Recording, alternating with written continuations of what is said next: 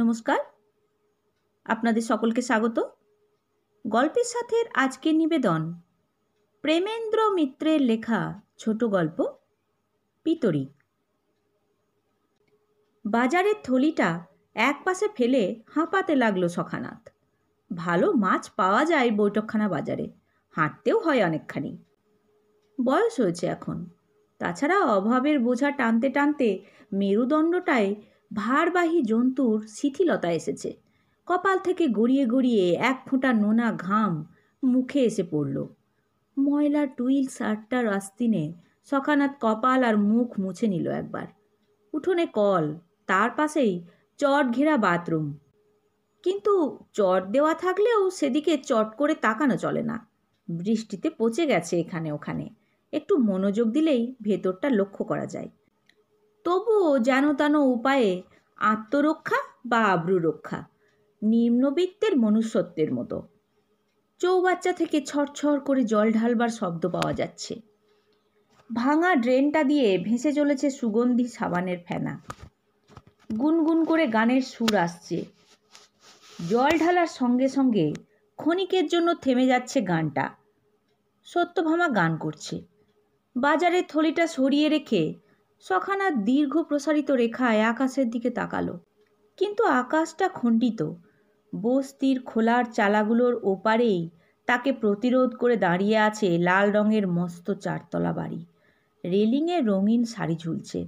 দাঁড়ের ওপর সাদা রঙের বড় একটা কাকাতুয়া পাখা ঝেড়ে তীক্ষ্ণ স্বরে চিৎকার করছে কি একটা অভিযোগ নিয়ে।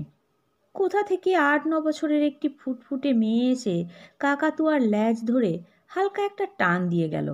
রেডিওয় চিৎকার ছড়াচ্ছে বাতাসে। তেতলার বারান্দাতে ডোরাকাটা পায়জামা পরা চশমা চোখে একটা তরুণ পায়চারি করতে করতে কি একখানা মোটা বই পড়ছে। ওরা সব আলাদা জগতের জীব, ওরা বড় লোক। ওখানে যারা থাকে সখানাথ তাদের চিরদিন ভয় করে এসেছে, সম্মান করে এসেছে।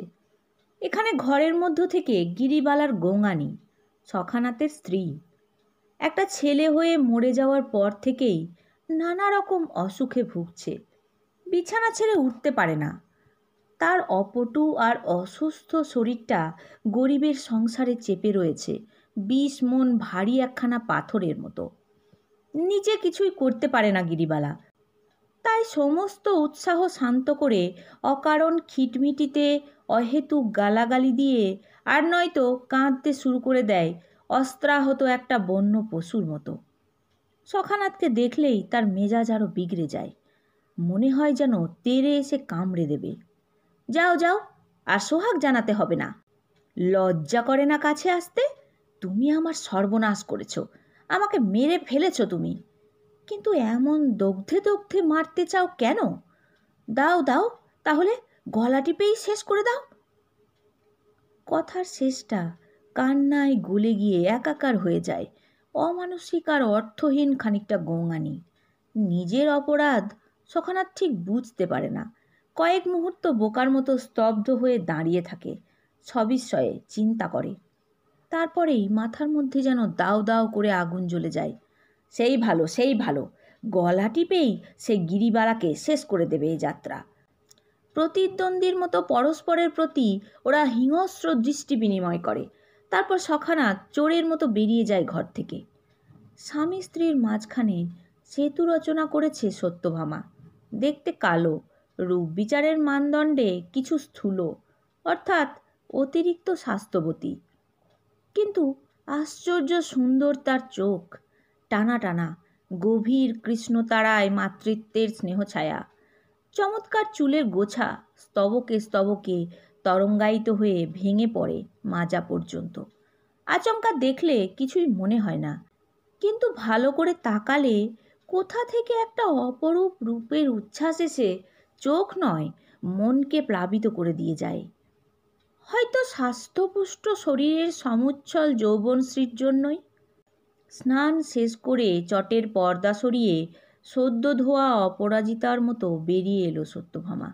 মাথা ঝাঁকিয়ে ভিজে চুলের গোছাটা ঘাড় আর বুক থেকে সরিয়ে দিলে, শাড়িটাকে ফেলে দিলে তাদের উপর। তারপর এদিকে ফিরতেই দেখল সখানাথকে। বাবা, কখন ফিরলে? এই তো। এক গ্লাস জল দে সতী। দিচ্ছি। একটা ছন্দের ঘূর্ণি সমস্ত শরীরে খেলিয়ে দিয়ে জলের সন্ধানে গেল সত্যভামা। যাওয়ার সময় একটা অপাঙ্গ দৃষ্টি ফেলে গেল বাজারের থলিটার উপরে। একটা বড় বাঁধাকপির একরাশ সরস পাতা দেখা যাচ্ছে। বেরিয়ে আসছে গলদা চিংড়ির দাঁড়া আর দাঁড়ি। মস্ত একটা পাটনায় পেঁয়াজ গড়িয়ে পড়েছে মেঝেতে। বেশ বড়লোকের মতো বাজার করে এনেছে সখানাথ। সত্যভামার মনটা খুশি হয়ে উঠল।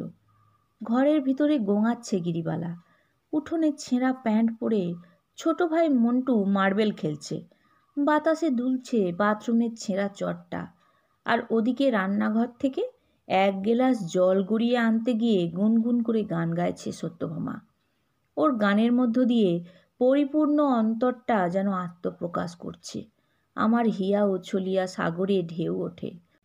সমস্ত পারিপার্শ্বিকতার সঙ্গে কি আশ্চর্য বৈসাদৃশ্য, আশ্চর্য কি স্বতন্ত্রতা! যেন কি একটা বিচিত্র মন্ত্রে বাবলাতলি বস্তির টালির ঘর থেকে সত্যভামা উড়ে চলে গেছে। সে আজ যেন নিজের একাত্মতা খুঁজে পেয়েছে ওই লাল রঙের চারতলা বাড়ির অধিবাসীদের সঙ্গে। সখানাথ ভ্রু কুঞ্চিত করল একবার। কথাটা ঠিক। সত্যভামা বাবরিতলা বস্তির সীমা ছাড়িয়ে সত্যি সত্যিই দূরে সরে চলেছে আজ।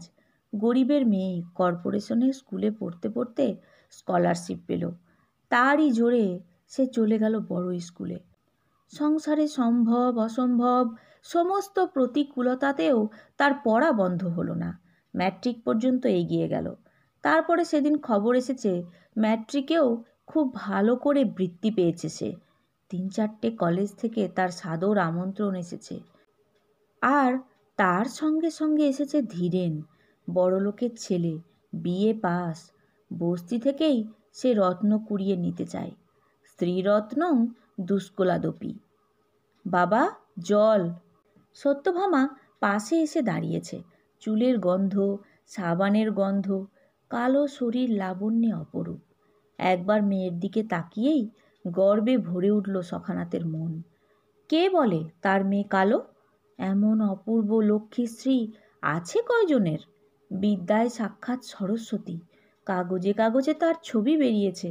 কত কলেজ থেকে বিনয় করে কত চিঠি। সখানাথ সগর্বে মেয়ের চোখের দিকে তাকিয়ে রইল। মুখের ওপর লজ্জার আভা দেখা দিলে সত্যভামার। তুমি জলটা খাও, আমি তামাক দিচ্ছি। বেশি দেরি করতে পারবে না, তাড়াতাড়ি স্নান করে নাও। অফিস ছুটি বলেই অবেলায় খাবে, এ চলবে না। সখানাথের বুকের ভিতর থেকে একটা দীর্ঘশ্বাস বেরিয়ে এলো। কিন্তু আর কদিনই বা খবরদারি করবি তুই?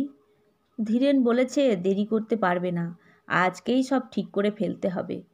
আর একটা উদ্গত দীর্ঘশ্বাস চেপে নিয়ে সখানাথ বললে, রাতে ধীরেন খাবে এখানে, বলে দিয়েছি। তাই বৈঠকখানা বাজার ঘুরে মাছ তরকারি নিয়ে এলাম। দেখ তো হবে কি না। আমি জানি না কিছু।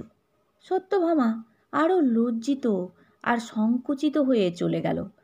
পুলকিত জড়িত স্বরে বলে গেল, তামাক সেজে আনছি তোমার। 40 টাকার মাইনের ফিটার সখানাথ এক চুমুকে জলের গেলাসটা নিঃশেষ করলে। বুকের ভেতরে কেমন একটা অসহ্য তৃষ্ণা, সব যেন মরুভূমির মতো জ্বলে যাচ্ছে। নিজেকে বড় বেশি ক্লান্ত বলে মনে হচ্ছে, বড় বেশি অসহায়। বাপকে তামাক দিয়ে সত্যভামা ঘরের জানালায় এসে দাঁড়ালো। বস্তির চিরাচরিত জীবন। রাস্তার কলে জলের শেষ ধারা ঝিরঝির করে পড়ছে, অথচ এখনও 3-4টে কলসি পড়ে আছে প্রতীক্ষায়। জলের জন্য কলহ। পানওয়ালার দোকানের সামনে সাপ খেলা হচ্ছে। ছেলে বুড়োর ছোট একটা ভিড় জমেছে ওখানে।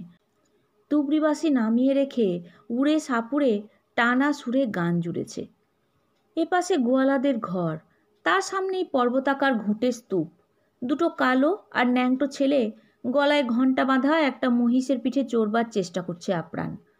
মাটিওলি করুণ সুরে হেঁকে যাচ্ছে, মিটি লেবে গো মিটি। সত্যভামার চোখ পড়ে আছে এদের ওপর, কিন্তু মন ভেসে গেছে অনেক দূরে। সমস্ত চেতনার ওপর দিয়ে নেমে এসেছে বিহ্বল স্বপ্ন। আজ সন্ধ্যায় ধীরেন আসবে। অনেক দিনের স্বপ্নে দেখা রাজপুত্র। কুমারী জীবনের কারাগার থেকে তাকে স্বপ্নের চৌদোলায় চড়িয়ে উদ্ধার করে নিয়ে যাবে নতুন রাজ্যে। ধীরেন তাকে ভালোবাসে, কেমন লোভীর মতো কাছে আসে, কেমন আগ্রহ করে আঁকড়ে ধরতে চায় তার আঙুলগুলো। মনের মধ্যে গ্রামোফোনে শোনা গানের কলি এসে দোলা দেয়, প্রেম বুঝি এলো জীবনে।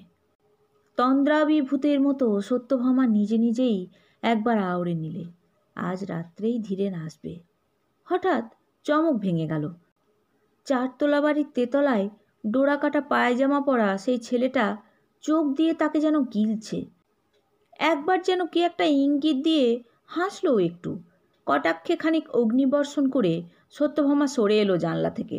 ধীরেনও তার দিকে তাকায়, নির্নিমেষ অর্থপূর্ণভাবেই তাকায়, কিন্তু তার সঙ্গে এর অনেক তফাত। এ যেন রাক্ষসের লোলুপতা।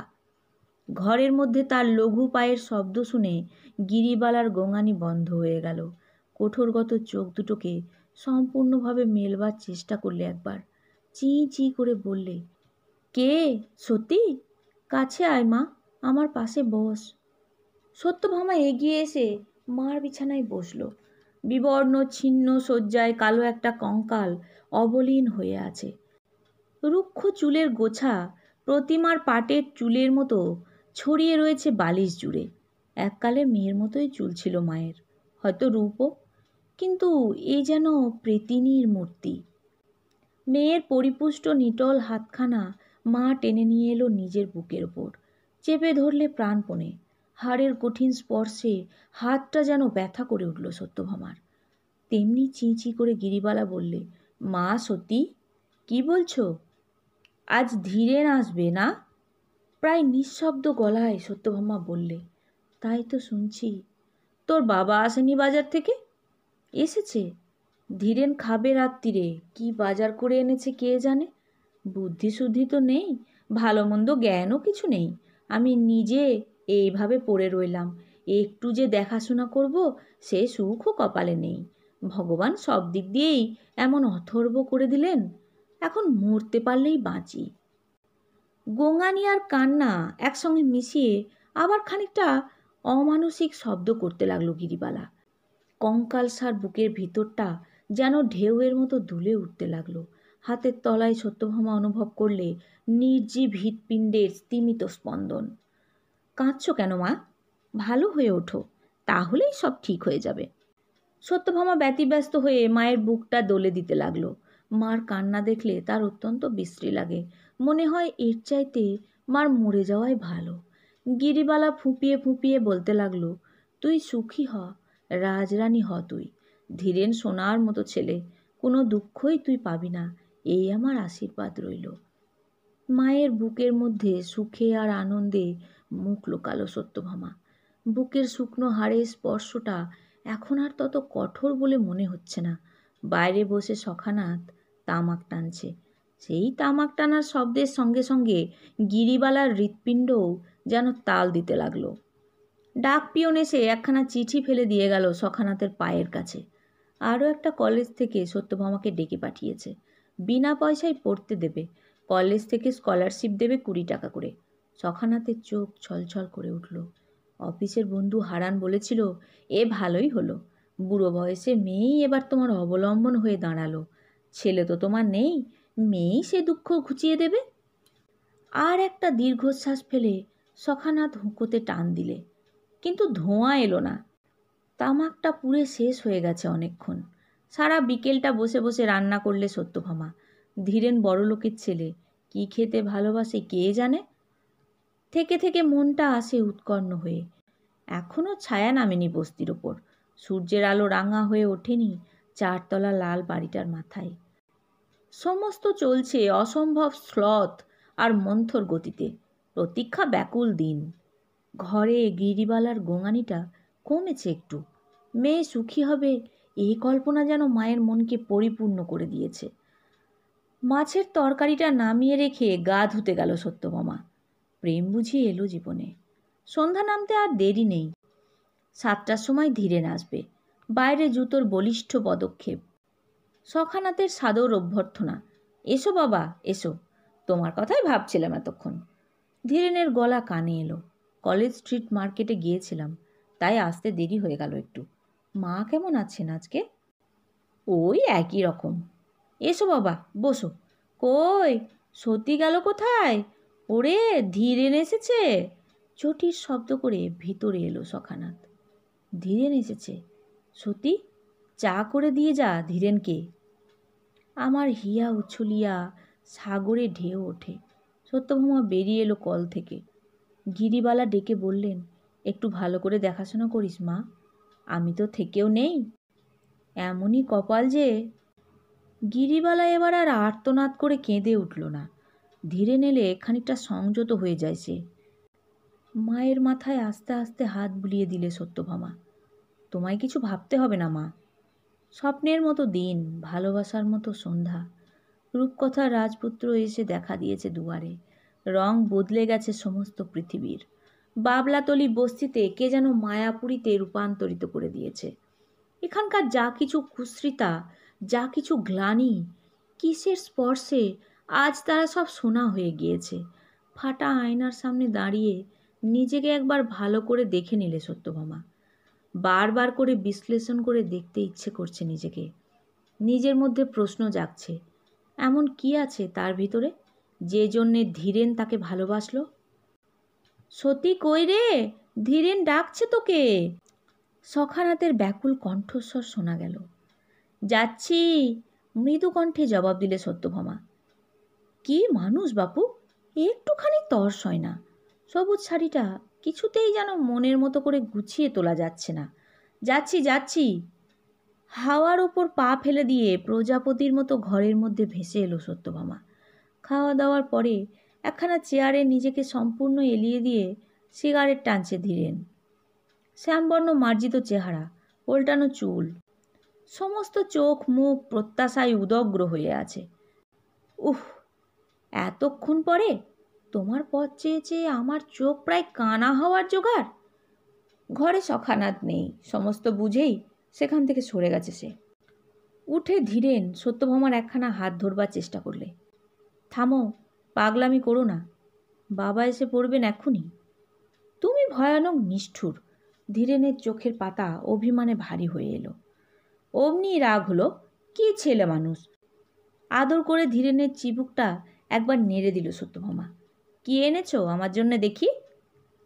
সেদিক থেকে রুচি আছে ধীরেনের। লাল ফিতে দিয়ে বাঁধা রবীন্দ্রনাথের খান কয়েক কাব্যগ্রন্থ। ছোট মলমলের বাক্সে পারকারে সুন্দর একটা লেডিস পেন। কি চমৎকার কলমটা। সত্যভামা খুশি হয়ে উঠল। হ্যাঁ, ওই কলমটা দিয়ে আয়েতে তোমাকে ফার্স্ট হতে হবে। ফার্স্ট না আরও কিছু। সত্যভামার আয়ত কালো চোখে একটা লীলায়িত ভঙ্গি মুখর হয়ে উঠল। যে পাগল তুমি! বিয়ের পরে আমাকে কি আর পড়তে দেবে একটুও? পরীক্ষায় ফেল করতে হবে নির্ঘাত। কক্ষনো না। আমি কিচ্ছুতেই না। হাতে নাতে কথাটার একটা প্রত্যক্ষ প্রমাণ দেবার জন্যই যেন ধীরেন উঠে এলো সত্যভামার দিকে। কি আরম্ভ করলে তুমি? দাঁড়াও, বাবা কোথায় আছেন দেখে আসি। লঘু পায়ে সত্যভামা ঘর থেকে বেরিয়ে এলো। মার ঘরের দরজায় এসে সে চমকে থেমে গেল অকস্মাৎ। বাবা মা কথা বলছে ঘরের ভিতরে। আজ 2 বছরের মধ্যে এমন মিষ্টি গলায় সে মাকে বাবার সঙ্গে কথা বলতে শোনেনি। ভারী বিস্ময় বোধ হলো তার। কি হলো, কাঁদছো তুমি? এত ছেলে মানুষের মতো করছো কেন? মেয়ে তো পরের জন্যই জন্মায়। তাছাড়া এমন ভালো ছেলে ধীরেন, আমাদের মতো গরিবের ঘরে এমন জামাই আনা আমরা কি স্বপ্নেও ভাবতে পারি কখনো? সখানাতের ধরা গলা কানে এলো। না না, তা নয়, ভাবছি সংসারের অবস্থা। তোমার তো এই দশা। তাছাড়া সখানাত খানিকটা শুষ্ক হাসি হাসল। হারান বলছিল, মেয়ে তো তোমার ছেলের কাজ করবে, বুড়ো বয়সে খেতে দেবে। ছেলে তো আর নেই তোমার। তাছাড়া যা তোমার শরীর, আর বেশি দিন তো খাটতে পারবে না। এখন মেয়ের উপরেই নির্ভর করো। আমি বললাম, তা কেন? আমি কি এতই স্বার্থপর যে? বাকিটা সত্যভামা আর শুনতে পেল না, হয়তো বলতেই পারল না সখানাত। কিন্তু মুহূর্তেই একটা বিদ্যুতের চমক এসে যেন জাগিয়ে দিল সত্যভামাকে। বুঝেছে সখানাতকে, সে বুঝতে পেরেছে এত অসহায়, এত বিপন্ন। মেয়ে জীবনে কৃতী হয়ে উঠবে, বুড়ো বয়সে তার অন্ন বস্ত্রের সংস্থান করে দেবে, পিতৃঋণ শোধ করবে, এই আশাতে এতদিন সখানাথ বুক বেঁধে বসে আছে। মাথার মধ্যে কেমন করে উঠল, সমস্ত চেতনা যেন অসংলগ্ন আর শৃঙ্খলাহীন হয়ে গেল মুহূর্তে। স্বপ্নের সন্ধ্যা ভেঙে চুরে দীর্ণ বিদীর্ণ হয়ে গেছে। বস্তির ওপর কালো কালো কয়লার ধোঁয়া জমে উঠেছে, অবরুদ্ধ করে দিয়েছে বায়ুস্তরকে, যেন নিঃশ্বাস নিতেও কষ্ট হয়। আরও সঙ্গে সঙ্গে মনে পড়ে গেল 10 বছর বয়সের সময়েই বুড়ো হেডম্যানের হাতে তাকে গৌরীদান করে মস্ত একটা লিফট পাওয়ার কল্পনা করেছিল তার বাবা। শুধু মার বাধাতেই এমন পূর্ণ সংকল্প সেদিন সার্থক হয়নি।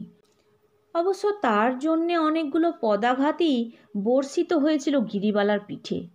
সেদিন সখানাথ যা ছিল আজও ঠিক তাই আছে, এতটুকু পরিবর্তন হয়নি কোনোখানে। পিতৃঋণ, এই ঋণ তাকে শোধ করতে হবে। দরজার গায়ে মাথা রেখে সে নিঝুম মেরে দাঁড়িয়ে রইল খানিকক্ষণ। এক পা চলতে পারল না, কিছু আর ভাবতে পারল না। তবে তাই ভালো, ঋণই সে শোধ করবে। ঘরের মধ্যে ধীরেন শীষ দিচ্ছে অধৈর্যভাবে। ঝড়ের মতো সত্যভামা তার সামনে এসে দাঁড়ালো। ক্ষমা করো, আমি পারবো না। ধীরেন চমকে উঠল। কি পারবে না? কি বলছো তুমি? তোমাকে বিয়ে করতে? আঘাতের আকস্মিকতায় ধীরেন বিবর্ণ পাণ্ডুর মুখে ওর দিকে তাকিয়ে রইল। কি বলছো পাগলের মতো? ঠিক কথাই বলছি, তোমার বই কলম সব ফিরিয়ে নিয়ে যাও। আমি পারবো না। বিদ্যুৎ গতিতে তিরোহিত হয়ে গেল সত্যভামা। বাতাসে সঞ্চারিত হয়ে গেল চাপা কান্নার একটা বিলীয়মান শব্দ। ধীরেন আরও কিছুক্ষণ মূঢ়ের মতো বসে রইল। তারপর একসময় উঠে দাঁড়িয়ে অন্ধকারে নেমে গেল অচেতন পায়ে। বই আর কলম টেবিলের ওপর তেমনি পড়ে রইল ছড়িয়ে। ঘরের মধ্যে গিরিবালা তখনও সখানাথকে সান্ত্বনা দিচ্ছে। উঠোনে নেমে আকাশের দিকে বোবা চোখ মেলে দাঁড়ালো সত্যভামা। জগৎ লুপ্ত হয়ে গেছে, পৃথিবী মিথ্যে হয়ে গেছে। বাবলিতলা বস্তির প্রেতাত্মা এসে ভর করেছে তার চেতনার উপর। দাবি, দাবি আর ঋণ, মিথ্যের দাবি। যার লালসায় তার জন্ম, তার স্বার্থপরতার কাছে আত্মবলি দেবার ঋণ। মাথার মধ্যে আগুন জ্বলে গেল। সে এর প্রতিশোধ নেবে জগতের ওপরে, নিজের ওপরে, সখানাথের দেওয়া এই দেহটার উপর। কিন্তু কেমন করে? খস! বারান্দার আলোতে দেখা গেল ঢিলের সঙ্গে বাঁধা নীল রঙের পুরু একখানা লেফাফা তার পায়ের কাছে এসে পড়েছে। আর আধো অন্ধকারের মধ্যে সে দেখতে পেল তেতলার বারান্দায় সেই ডোরাকাটা পায়জামা পরা তরুণটি রেলিংয়ে ভর দিয়ে সাগ্রহে ঝুঁকে দাঁড়িয়ে আছে। এ চিঠি তারই বার্তাবহী। এক মুহূর্ত সত্যভামা অনড় আর অনিশ্চিত হয়ে রইল। সে প্রতিশোধ নেবে, সমস্ত পৃথিবীর ওপর দিয়ে প্রতিশোধ নেবে। তারপরে লোকে যেমন করে বিষের পাত্র হাতে তুলে নেয়, তেমনি করেই সেই সুগন্ধ নীল খামখানাকে তুলে নিয়ে সে চলে গেল ঘরের মধ্যে। শেষ হলো গল্প পিতরী। নতুন একটি গল্প নিয়ে খুব তাড়াতাড়ি ফিরে আসছি। আমার গল্প পাঠ কেমন লাগলো তা অবশ্যই কমেন্ট করে জানাবেন। ভালো লাগলে একটি লাইক দেবেন ও প্রিয়জনদের সাথে শেয়ার করবেন। নতুন নতুন গল্প শোনার জন্য চ্যানেলটি সাবস্ক্রাইব করে রাখবেন। ভালো থাকবেন। ধন্যবাদ।